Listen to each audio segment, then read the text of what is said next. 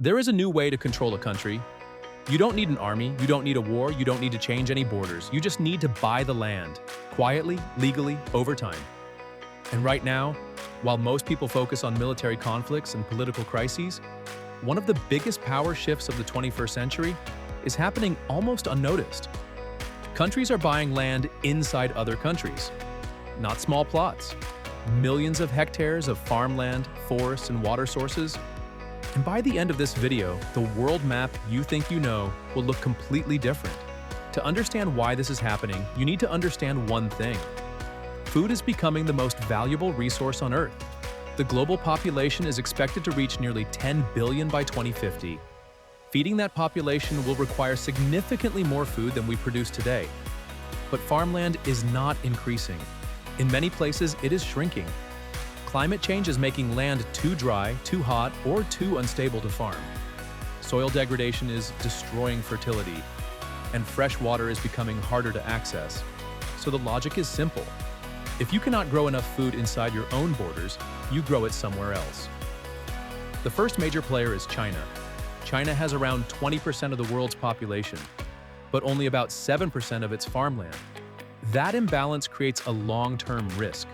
So China has been securing farmland overseas, across Africa, South America, and Southeast Asia. In many cases, Chinese-backed companies lease or purchase large areas of land. They bring in equipment, technology, and investment. They grow crops, and much of that food is exported back to China. This helps secure supply. But it also raises difficult questions. Because in some cases, local farmers are displaced, and food produced on that land leaves the country instead of feeding the local population. China is not alone. Countries in the Middle East face a different problem: a lack of water. Saudi Arabia, the UAE, and Qatar have very limited farmland. And growing crops in desert conditions is extremely difficult. So they made a strategic decision. Instead of growing food at home, they grow it abroad. These countries have invested heavily in farmland in Africa and Asia. The goal is simple: control food production regardless of geography. But this creates a strange situation. Some of the world's most food-insecure regions are producing food for wealthier countries. The same land feeding different populations.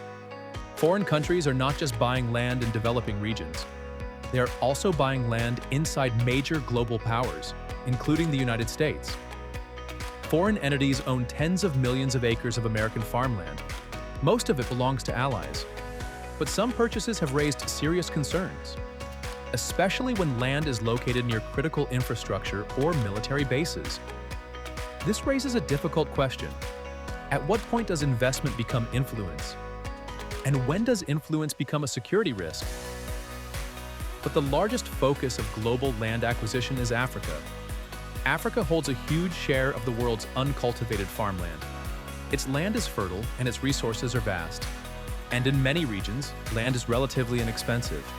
Since 2000, millions of hectares have been acquired by foreign governments and investors. The pattern is often the same.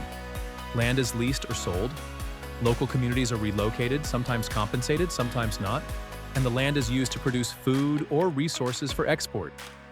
Supporters say this brings investment, jobs, and infrastructure. Critics call it something else, a new form of colonialism, because the pattern is familiar. Control the land, extract the resources, export the benefits. Historically, this was done through force. Today, it is done through contracts. But the outcome can look very similar, and the debate is still ongoing.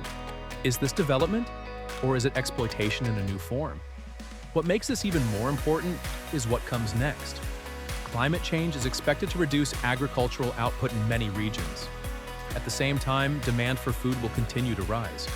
This means productive land will become more valuable, and the countries that control it will gain a new kind of power. Not military power, not economic power. Food power. The ability to feed populations and influence those who cannot feed themselves. So the next time you look at a world map, remember this. The borders you see are not the full story. Behind those borders is another map of who owns the land, who controls the food, and who ultimately holds power. And that map is changing faster than most people realize. If this changed how you see the world, subscribe. Because every week we break down the hidden geography shaping the future. And once you see it, you can't unsee it.